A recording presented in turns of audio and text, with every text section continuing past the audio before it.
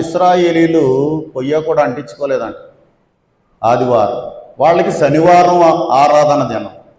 మనకి శనివారం నాడు యేసు ప్రభు ఎక్కడున్నారు? సమాధిలో ఉన్నాడు. కాబట్టి ఆదివారం నాడు శిష్యులు ఆరాధన పెట్టుకుంటే పరిశుద్ధాత్మను పంపించి ఆదివారం పెట్టుకోండి అన్నట్టుగా ఆయన సపోర్ట్ చేశాడు. కాబట్టి శిష్యులు ఆరాధన దినమును ఆదివారముగా స్థిరపరిచారు.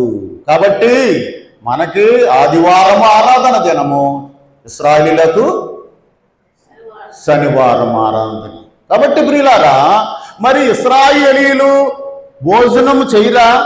ఆరాధన రోజున భోజనం చేస్తామా చేయమా?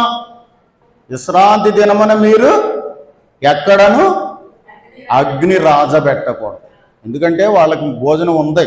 ఏం భోజనం అండి వాళ్ళ భోజనం? మన్నా. ఇశ్రాయేలీయులకు దేవుడు ఏం కురిపించాడు? ఏమండి? మన్నా. దేవదూతల ఆహారాన్ని దేవుడు వారికి ఇచ్చాడు. కాబట్టి వాళ్ళు ఏ పని చేయరు.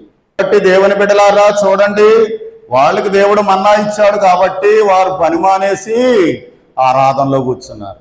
మనకు వంట వార్పు తప్పదు కాబట్టి వంట వండేసుకుని ఏం చెయ్యాలా? దేవుని సన్నిధికి రావాలా, మనసారా పాటలు పాడుకోవాలా, మనసారా దేవుని స్తుతించాలా, మనసారా ఆరాధనలో ఉండాలా. 6 రోజులు పని చేసుకొని 7వ రోజున ఏం చెయ్యి? నా సన్నిధికి రా, నిన్ను ఆశీర్వదిస్తాను, నీకు ఆరోగ్యం ఇస్తాను, నీకు సమాధానం ఇస్తాను, నిన్ను దీవిస్తాను, నీ పాపముని నేను శుద్ధి చేస్తాను. ఆరాధనా దినంబు ఆచరింపగవలయో, ఆరాధనా దినంబు ఆచరింపగవలయో. ఏ రోజు కన్నానో ఈ రోజే గొప్ప, పాపవృత్తిని మానుకొనుమే.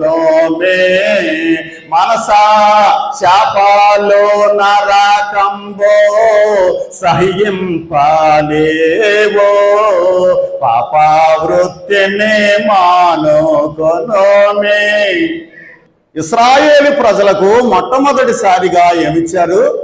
1 ఆరాధన.